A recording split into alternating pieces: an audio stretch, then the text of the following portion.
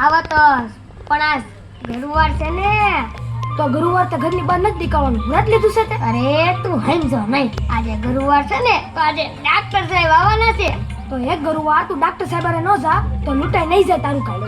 મેલ ને હવે. અરે તું સમજો નહીં, ડાક્ટર સાહેબ થોડા બધું કામ પડતું મેલી એની વાય નીકળી પડું છું. જેમ બ્રજમાં ગોપી નીકળ પડતી હોય કાનાની વાહે વાહે. હા, અને ડાક્ટર સાહેબ કોઈ બીમાર માણસની ઘરે જાય ને, ઈ બીમાર માણસ તો અડધો જાજો થઈ જાય. જેમ કે તો સાક્ષાત ધન્વંતરી દેવ આવી ગયા હોય. હા, અને ડાક્ટર સાહેબ અમીર ગરીબ જાત પાત જોયા વગર બધાની સેવા જ કરે. હવે તું જ કે તારો એક દી સાયકલ જોયા વગર હલાવ્યા વગર જાય તો તારી હાલત શું થાય? અરે સાયકલ જોઈને તો હું એવો રાજી થઈ જાઉં ને, જેમ પેલા વરસાદમાં ડેટકા અને કાચમાં રાજી થઈ જાય એમ. હા. અરે જેદી સાયકલ લગાવું ને ઈ દી તો એવો આનંદ થાય ને, જેમ ગણપતિ બાપા સુરમાન લાડુ મળી જાય. અરે સુરમાના લાડુ જોઈને તો મારા મોઢામાં પાણી આવી ગયું. હવે બે સાનું માનું ઘર જઈએ પછી છે ને બપોર કેડે મળશું. તો હવે ઊભો રે, હાલ મારા ગોળા.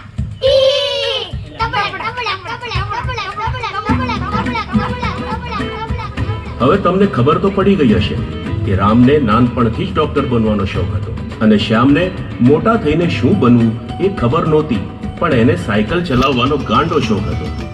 હવે રામને તો તમે મળી લીધું, હવે આપણે રામના પરિવારને મળીએ.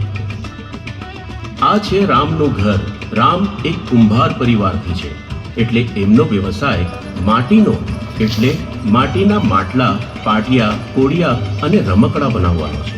અને આ છે રામના પિતાજી, જે આખો દિવસ માટીના માટલા વગેરે બનાવીને તૈયાર કરે. એમની કારીગરીનો જવાબ નહીં. માટીના પિંડામાંથી ઘડીકમાં એવી વસ્તુ બનાવી નાખે ને કે જોવાવાળાને જાદુ જ લાગે. એ કોંતી, હા ઝટકર. એ હા ટાટા ઠીંગડા જેવો છે. એ હા થોડા ગરમ મિજાજના છે, એટલે રામ પણ એમનાથી થોડો દૂર જ રહે. આ છે જેડીના પિતાજી કોંતીભાઈ, જે રામના પિતાજી સાથે મહેનત મજૂરી કરીને પોતાનું ગુજરાન ચલાવે છે. બિચારા સાવ ભોળા માણસ. તે એટલું ખાઈ લે અને કે એટલું કામ કરે. ક્યાં મેલવાને? મેલા આયા. હા લ્યો.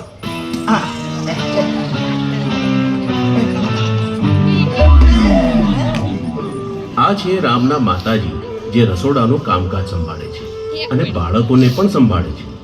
આ છે રામની નાની બેન, અને આ છે નાની બેનથી નાનો ભાઈ. આ છે રામના બાપુજી અને ભાભુ, અને આ છે તેમનો દીકરો કનક અને દીકરી કડી.